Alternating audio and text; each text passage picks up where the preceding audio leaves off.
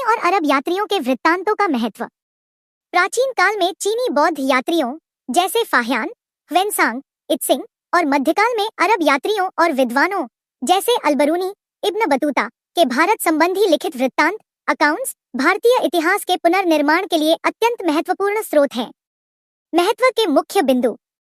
तटस्थ अवलोकन objective view. ये यात्री विदेशी थे, इसलिए उनके वृत्तांत भारतीय लेखकों की तुलना में अधिक तटस्थ और पूर्वाग्रह से मुक्त माने जाते हैं।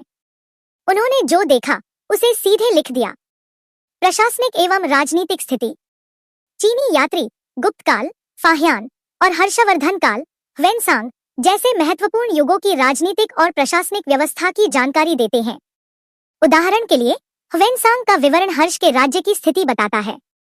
अरब यात्री मध्यकाल में विभिन्न सल्तनतों जैसे गजनी, दिल्ली सल्तनत की सैन्य शक्ति, राजस्व प्रणाली और शासन पर बहुमूल्य जानकारी प्रदान करते हैं। सामाजिक और आर्थिक जीवन। इनके वृत्तांत सामान्य जनजीवन, जाति व्यवस्था, धार्मिक सहिष्णुता असहिष्णुता और व्यापार मार्गों की स्पष्ट झलक देते हैं।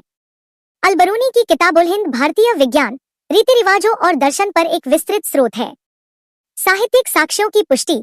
ये विदेशी विवरण भारतीय साहित्यिक और पुरातात्विक साक्ष्यों की पुष्टि, कंफर्मेशन और पूरक सप्लीमेंट का कार्य करते हैं, जिससे इतिहास लेखन अधिक विश्वसनीय हो जाता है। निष्कर्ष। चीनी और अरब यात्रियों के वृत्तांत पूरक स्रोतों सप्लीमेंट्री सोर्सेज के रूप में कार्य करते हैं। ये भारतीय इतिहास के गैप्स को भरने और महत्वपूर्ण अवधियों के सामाजिक, आर्थिक और राजनीतिक जीवन का यथार्थवादी चित्रण प्रस्तुत करने में अमूल्य योगदान देते हैं।